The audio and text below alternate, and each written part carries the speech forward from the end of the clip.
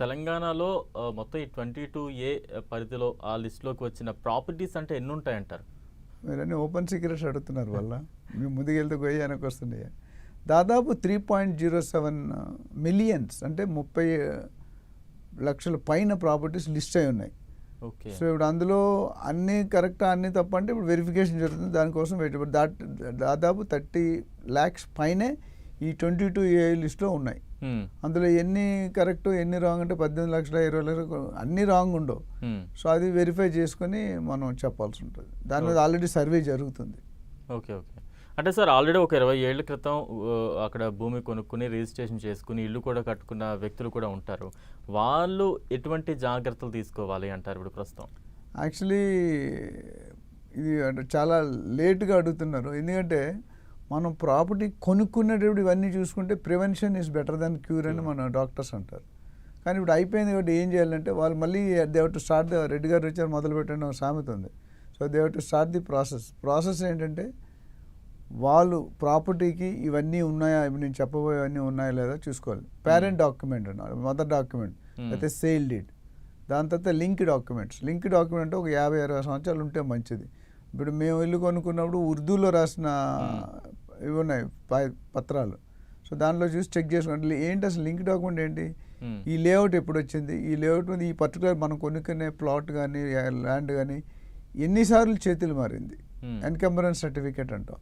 అందులో లిస్ట్ అవుతుంది present property ఎవరి పేరున ఉంది, మీరు కొనుక్కునేటి అన్ని సర్వే నెంబర్ కరెక్ట్ ఉందా, నాలా కన్వర్షన్ అయిందా, లేదా ఎండోమెంట్లో ఉందా, FTAలో ఉందా, బఫర్ జోన్లో ఉందా, కన్జర్వేషన్లో ఉందా, ఫారెస్ట్ జోన్, ఇవన్నీ చాలా జోన్స్ ఉన్నాయి. అది వెరిఫై చేసుకోవాలి. తర్వాత లేటెస్ట్ అయితే మీరు కొనుక్కుంటే ఈ బఫర్ జోన్ అనేది హైడ్రా అనేది చాలా పెద్ద ఇష్యూ అవుతుంది. హైడ్రా మనం చూసాం ఎన్నో బిల్డింగ్స్ కోలుగొడుతుంది, పెద్దోళ్ళు చిన్నోళ్ళు అందరినీ కోలుగొడుతున్నారు. అదేవిధంగా మీరు చూసుకుంటే HMDA approval, HMDA Hyderabad metropolitan development authority, HMDA approval అనేది కంపల్సరీ. దాంతోపాటు లేటెస్ట్గా పెట్టింది RERA, real estate regulatory authority act. ఆ RERA అనేది కరెక్ట్ అయితే HMDA RERA అంటే జనరల్గా హైయెస్ట్ శాంటిటీ అంటే ఈ కరెక్ట్ ప్రాపర్టీ. DTCP కూడా ఇప్పుడు వచ్చింది. మిగతావి అనేది అప్రూవల్లో లేకపోతే మనం ఇబ్బంది పడతాం. ఎయిర్పోర్ట్ జోన్లో ఉందనుకోండి, శంషాబాద్ ఎయిర్పోర్ట్, అక్కడ హై రైజ్ ఇవ్వరు. హై రైజ్ ఇస్తే విమానాలు దిగడానికి ల్యాండింగ్ అవ్వడానికి టేక్ ఆఫ్ చేయడానికి ఇబ్బంది అవుతుంది.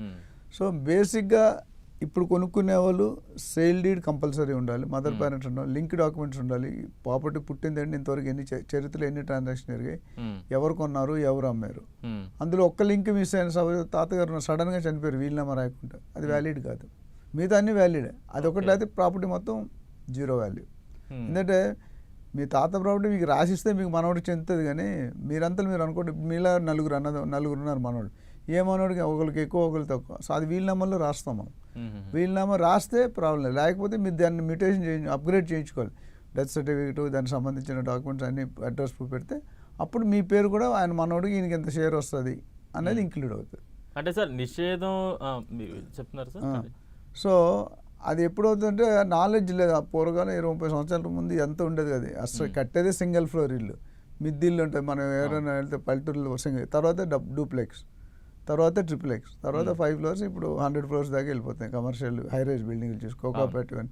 ల్యాండ్ కూడా ఎలా పెరుగుతుందో మీరు చూసారు. 39 కోట్లు ఉండేది 2019లో, 2023లో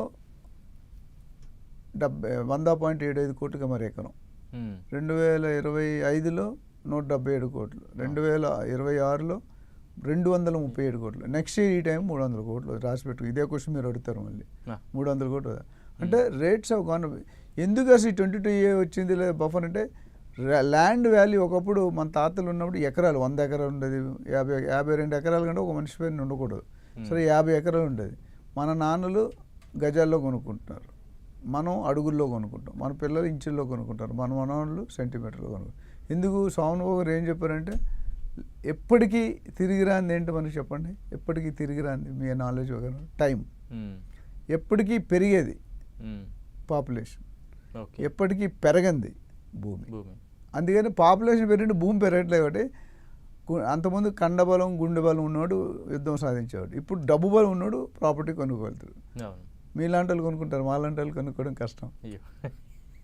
సో అవన్నీ పెట్టుకుంటే అప్పుడు మీ ప్రాపర్టీ ఇప్పుడు లేటెస్ట్ 22Aలో కూడా వస్తుందో లేదో రాకపోతే కొన్ని ప్రాపర్టీస్ కరెక్ట్ చేసుకోవచ్చు, కొన్ని ప్రాపర్టీస్ ప్రూఫ్ లేకపోతే కరెక్ట్ చేయలేం. అంటే అది టాలరబుల్, ఇంటాలరబుల్. ఓకే. టాలరబుల్ ఏమంటుంటే మీరు సఫిషియెంట్ డాక్యుమెంటేషన్ ప్రూవ్ చేస్తే ఈ నా జాగా ఆక్యుపేషన్ దానికి ఏదో పత్రం ఉండాలి కదా. అవును. ఆ విధంగా మీరు కరెక్షన్ చేసుకునే అవసరం ఉంది. ప్లస్ మీ ప్రాపర్టీ నిజంగా ఎవరైనా అన్యాయంగా మ్మ్. ఆక్యుపై చేస్తే కనుక you can go to collector, boundaries department and court.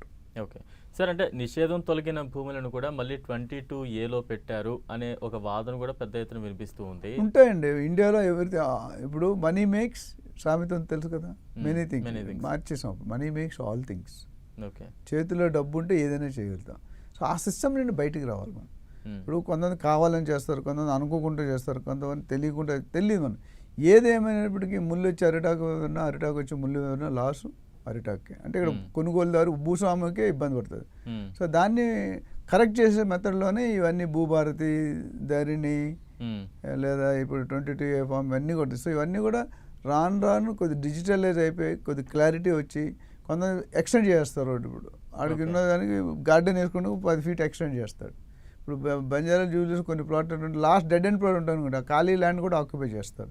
దాని ల్యాండ్స్కేపింగ్ చేసి పార్కింగ్ చేస్తారు.